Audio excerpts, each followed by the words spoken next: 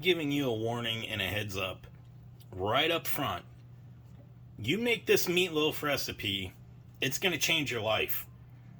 Do not make this recipe for others first. Make it for yourself, because you will not stop eating it. I guarantee it. You need to know exactly how to make it, and you're going to want to make this a couple of times, and trust me on this. This is such a great meatloaf. You will need to watch the entire video to incorporate all of the tips in this. And you will make the best meatloaf you've ever made in your entire life. And you will bring it to every party and every get together, and everybody will eat it. It will always be gone. Trust me. Hey everybody. Hey, if you're looking for a great recipe to make with ground beef or minced beef, I have one for you. And let me tell you, we're gonna start off with 2 pounds of ground mince. And I always go, when I make meatloaf, I go to the local butcher to get meat. So if you don't have a local butcher nearby, you can go to the store and get it. That's fine.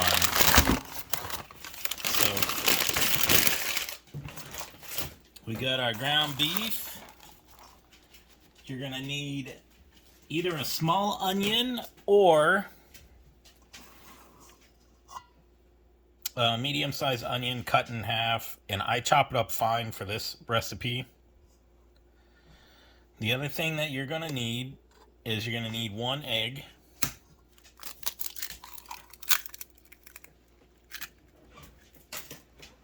And you can use a 1/2 cup of breadcrumbs, but we're not done, so stay with me. I'm going to show you how to make a really good meatloaf that everybody's going to love and enjoy. So we're going to mix all of this together. You can put some pepper in there if you want to spice after you're done. You can actually even add some pepper right now for this. So you can pepper this to taste, and that's fine. I just put about a teaspoon of pepper in there. You're not going to need any salt right now for this. So what we want to do is we want to mix it. And it's just like any other meatloaf. We're going to start out this way. Get these onions incorporated in the meat.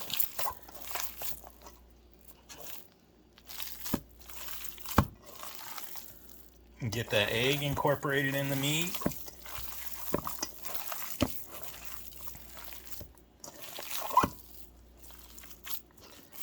So preheat your oven right now.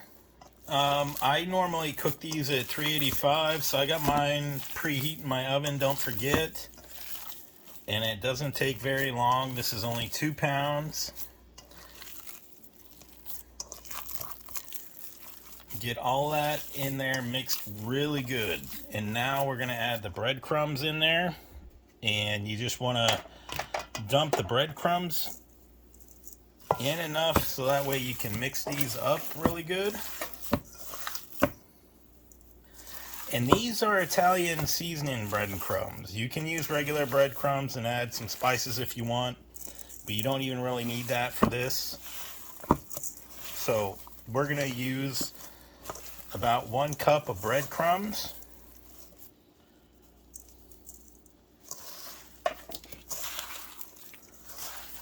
And we're going to mix it all in there. If you want less bread in your meatloaf, I have made this with a 1/2 cup of breadcrumbs.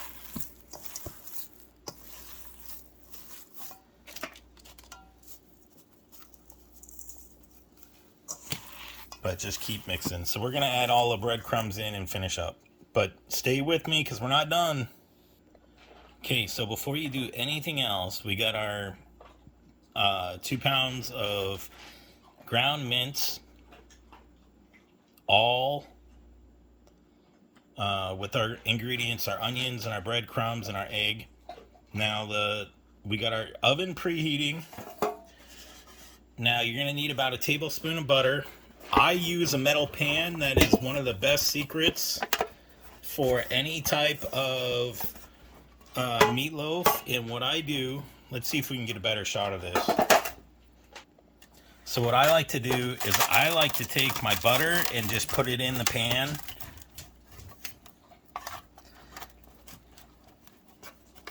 And this will make for a really nice crispy crust. And you can do it along the sides too.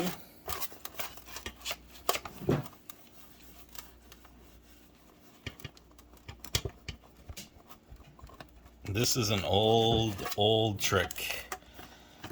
This was my grandmother's trick, so anytime I make a meatloaf, I do this. This recipe is actually my aunt's recipe, so I can't take credit for the recipe. But my aunt makes this recipe. Well, I guess I can take credit for half of it, because half of it is hers. So we got our pan buttered. We don't care if we have extra chunks. We don't care about that, and I'll show you why. So once that butter is all spread throughout the pan, just put that aside somewhere. Okay? So we're going back to the ground beef. So for this, we want to split this into about 2 even portions. So you can weigh it if you want, but we're going to do 1 pound each. So here's what I'm going to do. So I'm going to mix this up a little more. Open it up. And then the first ingredient is we're going to use a 1/2 cup of barbecue sauce in this one. Stay with me because we're not using a full cup for both halves. So, and we're going to mix this in. Mix it in really good. It's going to be messy, so you can use gloves if you want, but I'm the only one eating this one right now. So mix it all in, get that barbecue sauce all in there. Get it all in. I think every country I've been to has barbecue sauce. Oh, look at that. Our oven is done preheating. So we're almost done. We got our pan buttered. We got our oven preheated. So we got our barbecue sauce on this half. And that is fine if it is on one half. Okay, so we're gonna take that out and put that on one side of our pan.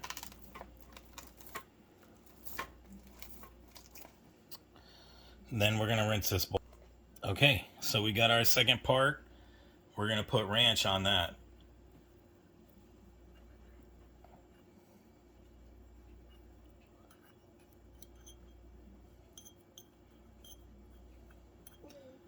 And we're gonna rinse repeat.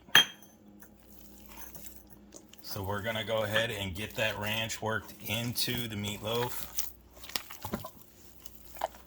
Oh, look at that creamy goodness. That's gonna be amazing. I love that.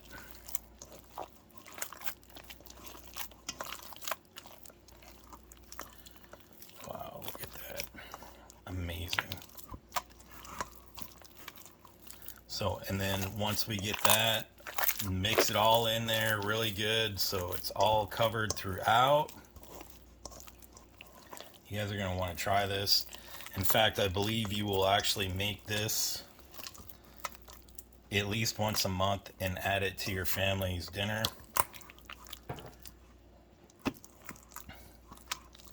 Okay, so then let's put this in the pan and get this going.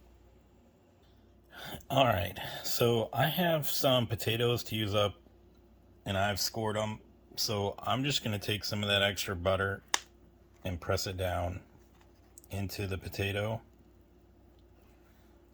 And we're going to put these potatoes in the pan. As you can see, I got the barbecue on one side, the ranch on the other. If you want to put them on top of each other, that's fine. If you want to put them side by side.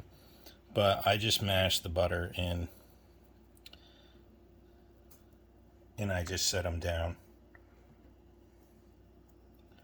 So I made this dish plenty of times. I even have other recipes. I just want baked potatoes with butter, cheese, and sour cream. So I'm not even going to put any more spices on these. I usually use some Johnny salt and stuff. So remember, we got our oven preheated. Now we got our potatoes pressed into the pan. So we are ready to rock and roll. So we're going to go ahead and put that in there for about 25 minutes. And then we're going to go ahead and check it at 25 minutes to 30 minutes. And then we're going to take the foil off and let it cook for another 10.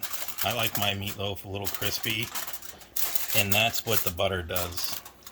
So yeah, butter on the sides of the pan and on the bottom. You can use as much. If the butter is melted, it'll actually apply a lot more, and you'll have a nice, real crisp crust. So you want to do that. So let's go ahead and stick this in the oven.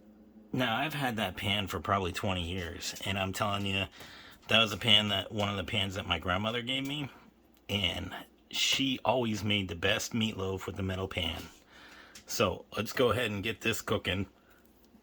So about 25-30 minutes, we'll check on it and see what it looks like. All right, so we're checking this at 25 minutes. We're gonna go ahead and put this in there for another 10 minutes and let it cook some more. I like mine a little more crispy on the outside. So let's come back and see how it looks. And just remember, at this point, I always cook these meatloafs usually about an extra 10 to 15 minutes, depending on what it is. So that way I cook it with the tin foil off. And save your tin foil, because then you can wrap up your leftovers. All right, I just took her out of the oven. I got some leftover butter, so I'm just going to put some butter on top of this. Oh, let me turn that off. So everything looks amazing. Look at that. So let's get this in a pan, or out of the pan on a plate.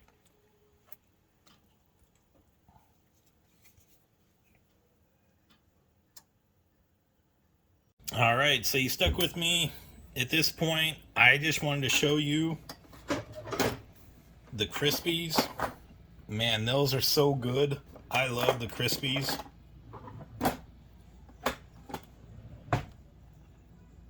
It is so good.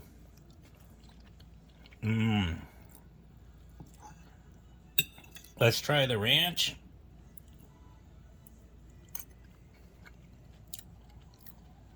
That is so good. That does not disappoint.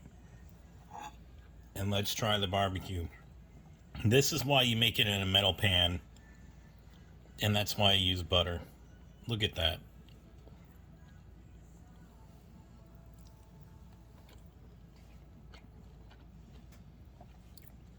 Oh, wow. It's so good. You have to make your meatloaf this way. I'm telling you, this will become a family favorite. You can make half and half. Nobody will get tired of eating your meatloaf because there's two different flavors. Now, for the potatoes, I actually have some jalapeno cheese dip that I put on there.